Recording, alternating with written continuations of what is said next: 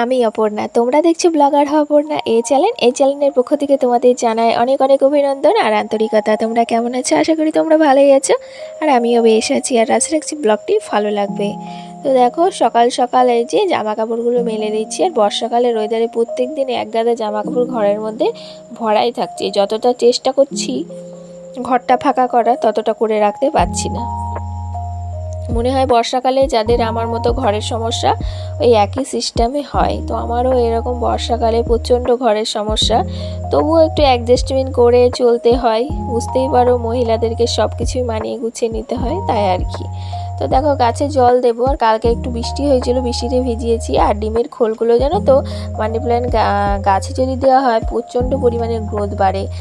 দেখতে পাচ্ছ কইটুকুনি গাছ এনেছিলাম আর কত বড় হয়ে গেছে। শুধু একটাই আমার আফসোস যে আমার অ্যালোভেরা ঘাসটা বাড়ছে না। আর তারপরে দেখো এই যে বাজার করে নিয়ে এসেছিলো কালকে রাত্রে হাজবেন্ড। তো এগুলো তোমাদের সঙ্গে শেয়ার করব বলে না ব্যাগ ধরে রেখে দিয়েছিলাম, তো আজকে এই যে শেয়ার করছি। অনেক কিছু নিয়ে এসেছিলো গো। তো দেখো ছোলা, কলাইয়ের ডাল, ডুমুর, কচু, আর ওদিকে মেয়ের খাতা, আবার এইদিকে কিছু ফল, আবার আলু, তারপরে পেঁয়াজ, ঢ্যাঁড়স, আর এই হলো ইম্পর্টেন্ট জিনিস ড্রাগন ফল, যেটা কখনো খাইনি, ফার্স্ট টাইমই খাবো। আর যদি কাটি তো তখন তোমাদের সঙ্গে শেয়ার করব। তো দেখো এই যে আমার ঘরে হাট বসেছে শুক্রবারে বক্সিগঞ্জে পদ্মাবারে, তো সেই আর কি ব্যাপার। আর এই যে কিছু কিছু সবজি এখন গুছিয়ে রাখছি, যেগুলো রান্না করব বাইরে রাখলাম, আর যেগুলো রান্না করার না সেগুলো গুছিয়ে রেখে দিচ্ছি। আর তো দেখতেই পেলে আলু ঝুড়িতে একদম আলুটা ঢেলে নিয়েছি। আর এই ঢ্যাঁড়সগুলো এই ঝুড়িটা, লাল ঝুড়িটার মধ্যে রাখলাম। তারপরে এই যে ছোলাগুলো একটু আজার করে নিচ্ছি। এগুলো যদি এখন না করি তাহলে ওরকম পড়েই থাকবে। তো ভাবলাম কাজগুলো করে নিই, তোমাদের সঙ্গে শেয়ারও করে নিই।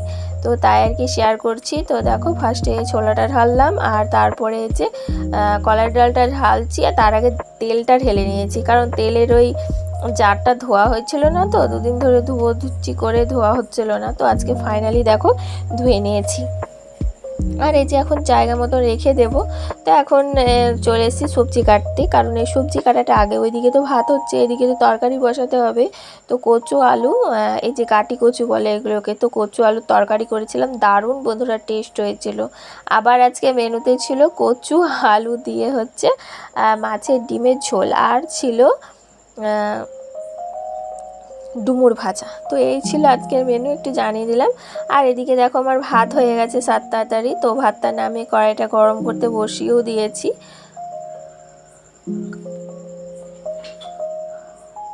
আর কাটি কচু তরকারি করার জন্য তেজপাতা, শুকনো লঙ্কা আর হচ্ছে একটু পাঁচ ফোড়ন দিলাম, পেঁয়াজ ফোড়ন দিয়েছি, দিয়ে যে কাটি কচু আলুটা ঢেলে দিলাম।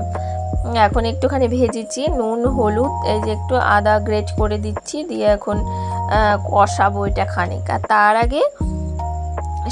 তারপরে ওই যে এতে যে মশলাটা দেবো সেটা একদম করে নিয়েছিলাম। তো এই যে দেখো মশলাটা করার জন্য সর্ষে, কাঁচা লঙ্কা, একটু নুন দিয়ে পেস্ট বানিয়ে নিয়েছি, কারণ নুন না দিলে না তেতো হয়ে যায়, তো তাই আর কি। আর এটা দুটো তরকারিতেই যাবে, মানে সেম একই মশলায় যাবে তরকারিতে। কাটি কচু দিয়েই তো করছি, মাছের ডিমের বড়ার তরকারি, তো সেটাতেও যাবে এই সর্ষে লঙ্কা গুঁড়োটা, সর্ষে কাঁচা লঙ্কার পেস্টটা, আর ওই মাছের ডিমের তরকারিতেও যাবে। আর এই যে দেখো ডুমুর এখন কেটে নিচ্ছি। আর ছোটো ঘর তো বুঝতেই পারছো সবজি কাটতে কি অসুবিধা হয়, তবুও এইটুকু ঘরের মধ্যে এখন সব কিছু করতে হয়, কারণ এই ঘরটা তো শুধু রান্নাঘর না, এটা আমার বেডরুম কাম কিচেন রুম, তো তাই আর কি একটু অসুবিধা হয়ে যায়। আর তারপরে এই যে দেখো মাছের ডিমটা নিয়ে আসলো, তো এখন ফাইনালি ঢেলে নিচ্ছি।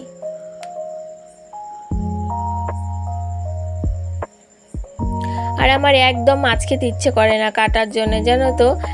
তবে যে মাছটা সবচেয়ে মানে কি বলবো ফার্স্ট প্রায়োরিটি বলতে পারো, বা মাছের রাজা, সেই মাছটা আমি কিন্তু খেতে ভালোবাসি। হাজার কাটা হলো, সেটা হলো কি জানো, ইলিশ মাছ। আগে আমাকে আমার জ্যাঠতো দিদি খুব রাগাতো, আমি তো ইলিশ মাছ খেতে খুব ভালোবাসতাম, তো আমাকে রাগাতো যে ইলিশ মাছের ঝোল দিয়ে গৌরী খাবে এক থালা ভাত, মানে এতটা আমার ফেভারিট ছিল। আর আমার ডাক নাম বুঝলে তো গৌরী, তো তাই আজকে একটু শেয়ার করলাম।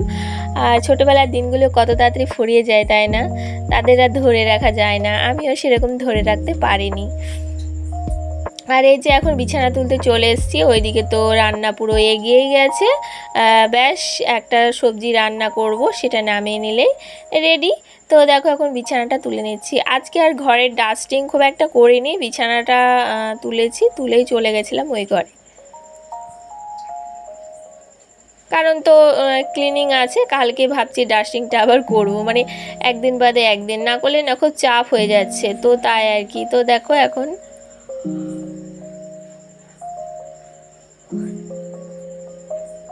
বালিশগুলো জায়গা মতো রেখে দিচ্ছি। তো এটা যদি সুন্দর করে না রাখি তাহলে কিন্তু আমার খাটটা একদম ভালো লাগে না। আর ব্লু কালারের চাদরটা বেশ মানায় খাটের মধ্যে, অন্য কালারের চাদরের যে আমি দেখেছি। তবে আমি কতইবার রংচঙা চাদর পাতলাম, তাই না? তো যাই হোক, এই যে আমার কুশনটা দিয়ে দিলাম যাতে একটু দেখতে ভালো লাগে। আর এই যে বেডের আমার ফাইনাল লুক। তো এই যে বেডটা শেয়ার করার পরে একটুখানি চলে গেছিলাম আবার কোথায় বলো তো, কিচেনে। আর তার আগে এই যে অবশ্যই কাজ জানালা খোলা আর জানালা লাগানো। এই আধ ঘন্টার মধ্যে যে কতবার জানালা খোলা জানালা লাগানো হয় কি বলবো। আর তারপরে এই যে মাছের ডিমটা একটু শেয়ার করলাম, আর এখন নামিয়ে নেব। তো এটা আর আজকে ডিটেলসে শেয়ার করিনি, কারণ এর আগে বহুবার শেয়ার করেছি, তো তাই আর কি। তো দেখো এখন নামিয়ে ছেলে মেয়েকে খাইয়ে দিয়েছি, আর একটা থালাতে কিন্তু দুজনার ভাত এটা। তো আমি অবশ্য আজকে ভাত খেয়েছিলাম, মানে এত সুন্দর সুন্দর রেসিপি হয়েছিল না, না খেয়ে আর থাকতে পারলাম না। আর তারপরে এই যে দেখো কৌটোগুলো একদম একটু মুছে নিচ্ছি, মানে প্রতিদিনের মতো। আর তার অবশ্যই লবণের কৌটো না একটু জল জলা হয়ে যায়, যতই আমি ফুরিয়ে গেলে পরে ধুয়ে নিই না কেন। তো দেখো এখন সমস্ত কৌটোগুলো একবার করে ন্যাকড়া বুলিয়ে নিলাম, নাহলে ওই রান্না করতে করতে নাড়ি কার গায়ে কী লাগে বোঝা মুশকিল। আর তারপরে যে গ্যাসটা একটু মুছে নিচ্ছি, গ্যাসটা তো রান্না করার পরে না মুছলেই নয়। তো গ্যাস টেবিলের শোভা বাড়ায় কিন্তু গ্যাসটা অবশ্যই ক্লিন করে রাখা কিন্তু প্রয়োজন। তো ফ্রিতে কিছু কিছু টিপস তোমাদের সঙ্গে শেয়ার করছি। তো দেখো তারপরে যে পাশের জিনিসগুলো সরিয়ে সরিয়ে ঠিক যেরকম প্রত্যেক দিন মুছি সেরকমই আজকেও মুছে নিলাম। আর তারপরে এই যে এই অপোজিট সাইডটাও মুছে নিলাম। আর মুছে নেওয়ার পরে আমি চলে গেছিলাম একদম ঘর মুছতে। আর তার আগে অতি অবশ্যই রান্না করতে করতে কিন্তু আমি কড়াইটা মেজে নিয়েছি, শুধু সাদা বাসনগুলো বাকি আছে, সেগুলোও মেজেছিলাম ঘর মোছার পরে। তো সেগুলো আর শেয়ার করা হয়নি, কারণ ফোনে চার্জ ছিল না। ফোনে চার্জ বসিয়েই আমি বাসনগুলো মাজা ধোয়া করে নিয়েছি। তো সরিগুলো অফ ক্যামেরায় কিছু কাজ করতে আমাকে হচ্ছে, সব সময়তে তো আর ক্যামেরা অন করা সম্ভব হচ্ছে না। তো যাই হোক দেখো এখন ঘরটা মুছে নিচ্ছি।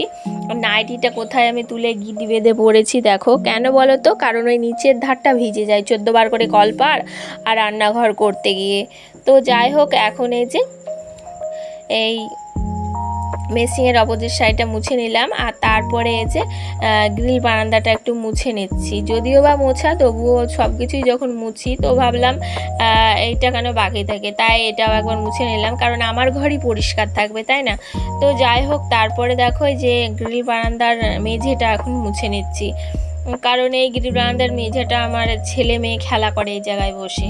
আর তারপরে এই যে রান্নাঘরটা, আর রান্নাঘরে তো এঁঠো নেই, এই যে এখন রান্নাঘরটা ভালো করে মুছে নিচ্ছি। আর রান্নাঘর সকালে ঘুম থেকে উঠে কিন্তু একবার মুছে নিই, কারণ বাসি ঘর ফেলে রাখি না। ফার্স্টেই কিন্তু কি করি জানো, ফার্স্টে আমি রান্নাঘরটা ঝাড় দিয়ে নিই, রান্নাঘর তারপর বেডরুম দিয়ে রান্নাঘরটা মুছে নিই, কারণ রান্নাঘরেই কাজ। আর রান্নাঘর মা লক্ষ্মীর হেসেল, সেটাকে সবসময়তেই পরিষ্কার পরিপাটি করে রাখা দরকার, তো তাই আর কি। আর তারপরে যে কতবার আমার ঘর মোছা হয় তো কি বলবো। এবার বাচ্চা মানুষ বাড়িতে আসে, জল টল ফেলে দেয়, তো সেই জন্য আর কি তখন একবার মুছতে হয়। আবার এই যে স্নানের টাইমে মুছতে হয়, মানে 4-5 বার হয়ে যায়। আবার বিকালে একবার মুছতে হয়, আর অনেকটা জুড়েই মুছতে হয়। একটুখানি যে এঁটোটা খেলাম সেই জায়গাটা মুছলাম সেটা কিন্তু হয় না। তো যাই হোক দেখো এখন পুরো ঘর মোছার ডান। ঘরের একটু ফাইনাল লুকগুলো শেয়ার করে নিলাম। আর তারপরে চলে এসেছি দুপুরবেলা মেনুগুলো শেয়ার করতে। তো এখন আমি খেয়ে নেব, কারণ তো সকালে খুব একটা একদম পেট ভর্তি করে খায় না, যেদিনকে ধরো কোনো খাবার থাকে না সেদিনকেই ভাতটা খায়, নচেত কিন্তু মুড়ি তরকারি খায় বা রুটি থাকলে রুটি খায়। তো ওই আর কি। তো দেখো এখন তারপরে রাত্রের খাবারের ব্যবস্থা করতে চলে এসেছি। তো রাত্রে করেছিলাম শুধু রুটি, কারণ দিনের গাটি কচু আলুর তরকারি ছিল, তো সেটা দিয়ে আমাদের রাত্রিটা খুব ভালোভাবে হয়ে যাবে। আর সঙ্গে ছিল অতি অবশ্যই একটা আম। তো খাওয়া দাওয়াগুলো শেয়ার করতে পারিনি, আজকের মতো টাটা।